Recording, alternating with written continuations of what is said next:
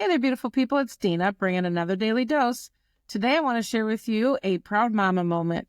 So everything that I bring on this channel is from my experiences, good and bad, the mistakes I've made, and even the times that I've triumphed over something. It really just comes from a place of understanding that even though we might be walking through a challenging circumstance as a parent or even a marriage, a health issue, whatever that is, that you can absolutely thrive in all areas of your life, even though you might be walking through something hard. So I share my journey as a special needs mom and my experience with my daughter Gracie, who has Down syndrome. I've shared about her many times on this channel. One of the things with Gracie, and I don't know if this is common with all of Down syndrome, I think there's a spectrum even with that, but she has a lot of behavior issues.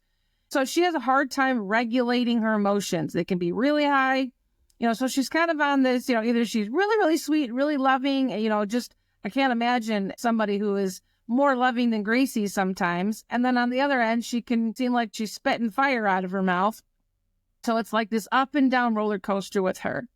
We can tend to get into these states of stress, which we also end up putting on our kids. And I have 5 kids. Gracie's my youngest.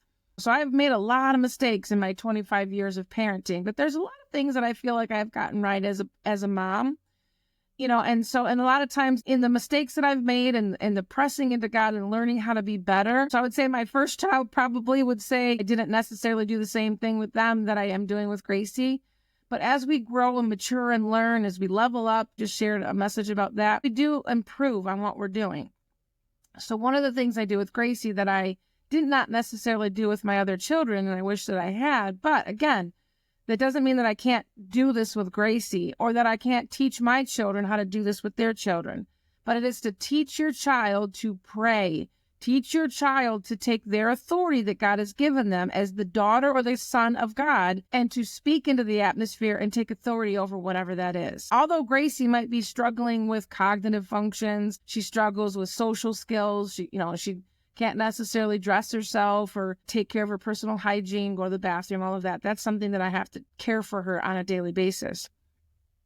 She's very much like a young child. Although she's 14, she still has a lot of characteristics of a toddler sometimes. She doesn't understand safety issues. But the one thing that this girl knows how to do is to take authority over an atmosphere.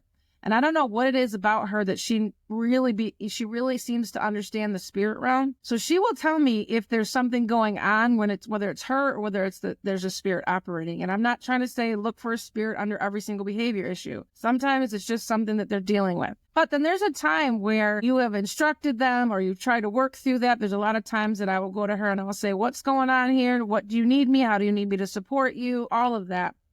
And if she continues to keep experiencing difficult behavior, then I will stop and say, okay, let's pray. And I usually ask her if that's okay, because sometimes it's not okay. And she's not in a place of receiving that. And I will not force that on her. Sometimes it's, so extreme that I don't care whether she's upset with me. I take authority over that atmosphere. And I command that unclean spirit, whatever it is that's operating, that's causing her torment, and I command it to leave. So I've taught her this, and she understands this, and she knows how to do that. And a lot of times she can recognize that there's something not right in her spirit. So the other day we were having these issues, and again, it was one of those times that was like, what is going on?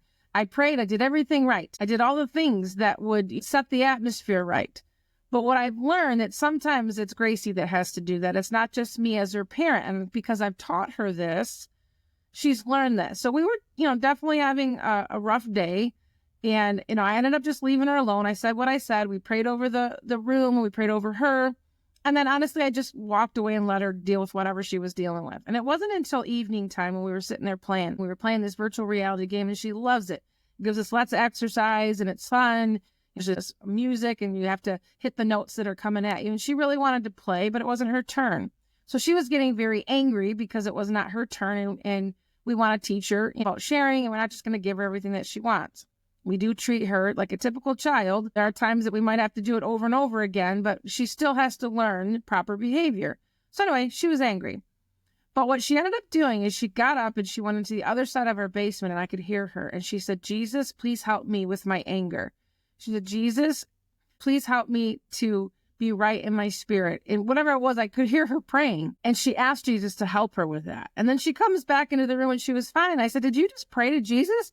She said, yes, I prayed that Jesus would help me with my anger. And then I prayed that he would help me to forgive you. So I was laughing at it, like, forgive me for what? For not giving you a turn on the game? Anyway, but bless her little heart that she said that. She said, Jesus, help me with my anger. So even your special needs child can understand this and can learn this. I wish that I would have shared that more with my children, my older children. As a matter of fact, a lot of times I wouldn't even let them be angry because I took it as disrespect. I don't know why I did that. I think it was just maybe partly the way I was raised. I grew up in an Italian home, and even my parents. And so our tone of voice was very important. And a lot of times we didn't know how to regulate our emotions. And it's not that we were mad at our parents. We might have been mad at the situation or even ourselves. A lot of times Gracie's not mad at me. She's just mad at herself. She's mad in general because she doesn't know how to regulate that. So whether you're a special needs child or not, we still sometimes have a hard time regulating that. And so I knew with my other children that I would shut them down because I didn't want them yelling. And I took it personally. There was probably some pride there. It was kind of like, you better watch that tone with me. And I should have just allowed them to express what they needed to express, because maybe they're now having issues as an adult being able to be free with their emotions. Now, I don't think that we should just yell and scream and all of that. I do think that there is a way to be able to express that without screaming at other people. So I wish that I would have shared that with them more, but I can still do that with Gracie, and I can still teach her, and I can still, I've asked my adult children to forgive me for the things that I have not done. Both my husband and I have. And it's not really about looking back on the past and trying to feel bad about what you've done or not done as a parent. We're going to make mistakes. But as God works on our heart, as we heal our own inner child and our own trauma, then we can start to become better parents. So with Gracie, I know that she's going to be experiencing the world differently than my other children. She needs to understand who she is in God, because the world might tell her that she's less than. And I'm not going to allow that on my watch. I'm not going to let the enemy have a foothold in her life.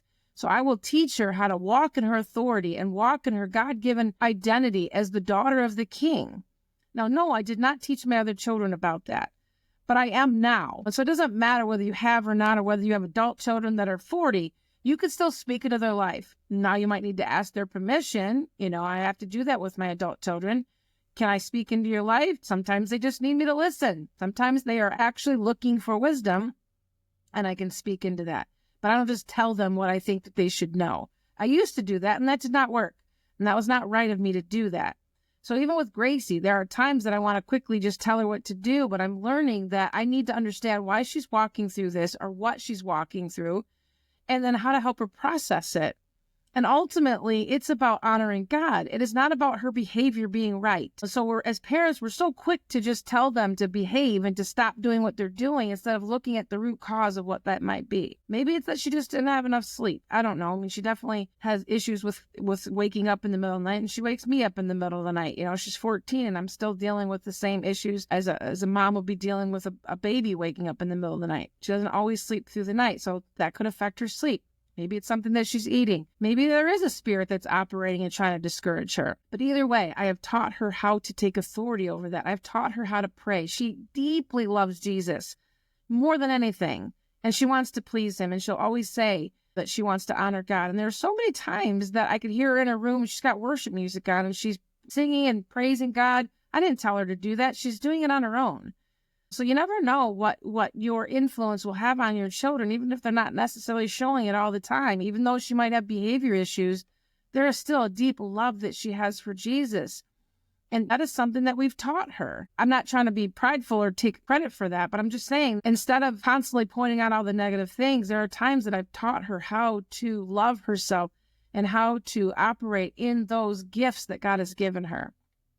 So I want to encourage you, if you're a mom and you feel like you're at your wit's end with your kids, the disobedience is taking over the house, stop for a minute and pray. Stop for a minute and find out, maybe there's something here in the spirit realm that really needs to be addressed here. If your child can't do that, you take authority over that. You're the gatekeeper of your home. You take authority over that, and then you teach your child how to do that. So anyway, I hope this encourages you, and I pray that even though you might be walking through something difficult, that you don't give up, that God is using all of that. He'll use every single mistake. He will show you what to do if you press into him. Your kid's on a different journey. My children are all on their own journey. I always said, you can't get to heaven on my ticket. You're going to have to do that on your own. You're going to have to find your own relationship with God. But it is my responsibility to model that. It is my responsibility to raise up my children in the ways of the Lord so they will not depart from that, including Gracie. She's not less than my other children just because she might have more challenges that the world sees as a challenge. I think that all said and done, I think she has a heart that is bigger than most people could possibly ever understand when it comes to Jesus. Sometimes I look at her like she's Jesus with skin on. As I said, I hope this is encouraging to you, and I pray, Lord, that you will just anoint these moms or these people that are watching this with the power and the authority to just take the atmosphere in their home for you, in Jesus' name. So remember, the creator of the universe loves you, and I love you, and I can't wait for us to be back together again. Have an awesome day.